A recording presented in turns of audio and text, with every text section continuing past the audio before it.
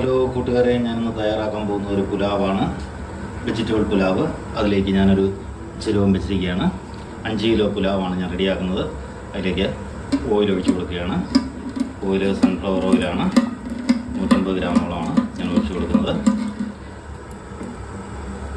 അതുപോലെ ഒരു 100 ഗ്രാം വെളിച്ചെണ്ണ.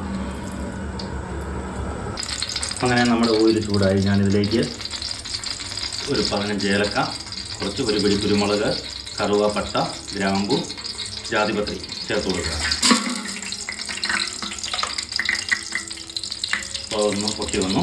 അതിലേക്ക് ഞാൻ കൊത്തി അരിഞ്ഞ ഇഞ്ചി 2 സ്പൂണ്, വെളുത്തുള്ളി കൊത്തി അരിഞ്ഞത് 1 സ്പൂൺ.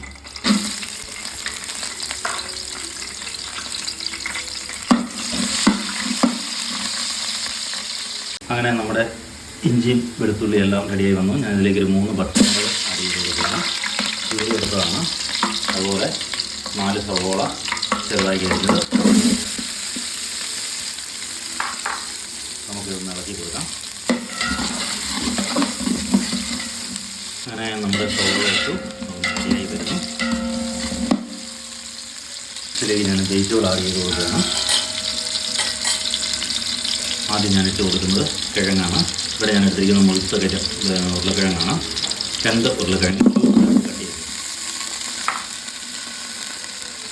അതുപോലെ തന്നെ 2 ക്യാരറ്റ് ക്യൂബ്സായിട്ട് കട്ട് ചെയ്ത് നമുക്കൊന്ന് മിക്സ് ചെയ്ത് കൊടുക്കാം.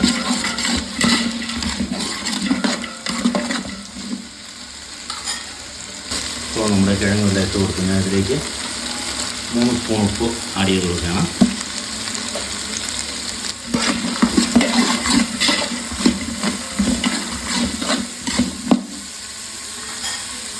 അങ്ങനെ നമ്മുടെ കിഴങ്ങും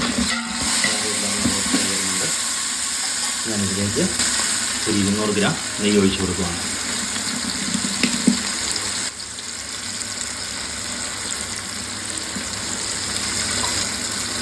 കൂടെ തന്നെ ബീൻസ് ആഡ് ചെയ്ത് കൊടുക്കുകയാണ്. ബീൻസ് 150 ഗ്രാം ബീൻസാണ് എടുത്തിരിക്കുന്നത്.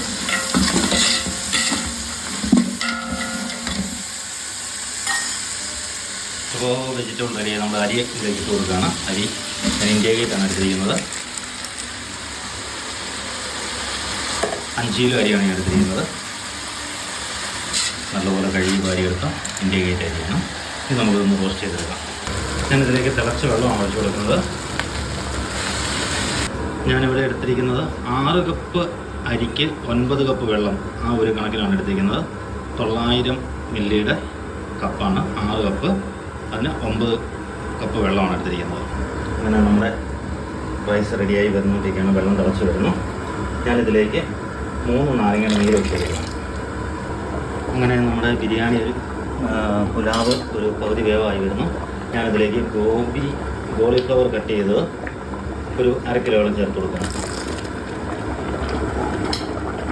അതുപോലെ പച്ച ഗ്രീൻ പീസ്, പച്ചപ്പട്ടാണി, പച്ചയാണ്, ഉണക്കിയല്ല, അത് ഒരു ബോളെന്ന് പറഞ്ഞാൽ 1/2 കിലോ എടുത്ത് വരും, അത് ആഡ് ചെയ്ത് കൊടുക്കുക.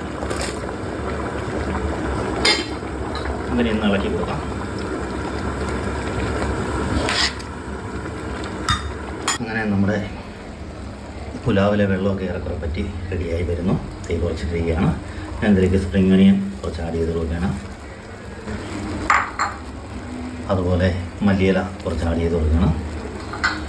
അതുപോലെ ഇതിന് മുകളിലേക്ക് ക്യാപ്സിക്ക ക്യൂബ്സ് പീസായിട്ട് കട്ട് ചെയ്തത് ആഡ് ചെയ്ത് കൊടുക്കുകയാണ്. അതുപോലെ ഞാൻ കുറച്ച് നെയ്യ് കൂടി ആഡ് ചെയ്ത് കൊടുക്കണം.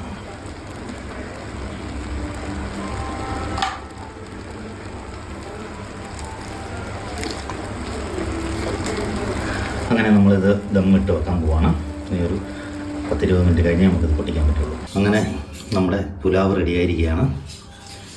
അപ്പോൾ തീർച്ചയായിട്ടും നിങ്ങൾ വീഡിയോ ഇഷ്ടപ്പെട്ടാൽ ഷെയർ ചെയ്യണം, സബ്സ്ക്രൈബ് ചെയ്യണം, ബെൽ ബട്ടൺ അമർത്തുക, നിങ്ങളുടെ അഭിപ്രായങ്ങൾ കമൻറ്റിൽ അറിയിക്കുക.